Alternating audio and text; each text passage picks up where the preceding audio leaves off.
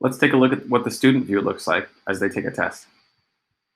I notice as I log in as a student, Jennifer Miller, sample test and quiz is upcoming. My teacher just delivered this to us. I'm ready to take it. It's due by 11:59.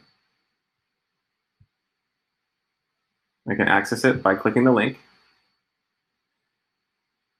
I can only make one attempt. It's going to remind me of that here, and the teacher set that determination when they created the quiz. I'm going to start my new attempt. Notice there's only one question here that's set because when we made the quiz prior, we put a page break after question 1.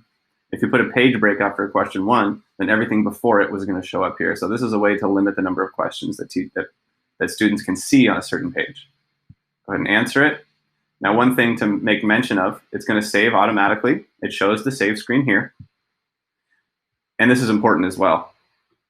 Once you click next page, you will not be able to change your answer.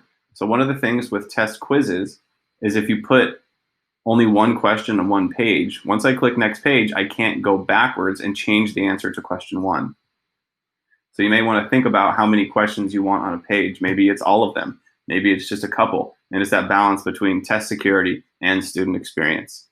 When we look at assessments, we'll see that this is a little different. So this may be a shortcoming of tests and quizzes.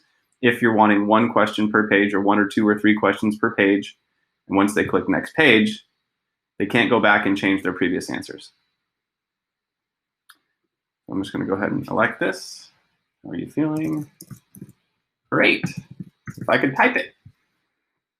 Okay, now, as a student, I have point values here. I can go ahead and make sure that I click submit. It's going to confirm for me, are you sure you want to submit the assessment? Yes. Sometimes students skip this step and they click submit and then they close their laptop and they're done. Meanwhile, this prompt is lingering here. And so they may be wondering, I thought I turned my quiz in. Well, you really didn't, because you actually have to submit it twice. Once by clicking submit, once by confirming with yes. Okay, once students see this here, then that's a confirmation to them that their assessment has been submitted. At this point, if it was an automatically graded test with all multiple choice or all true false, the students would be able to see their grade. But in this case, because I had a text response, an open-ended short answer response in here, I have to, as a teacher, go and manually grade that. Once I do that, the students can go and find out their grade by clicking grades.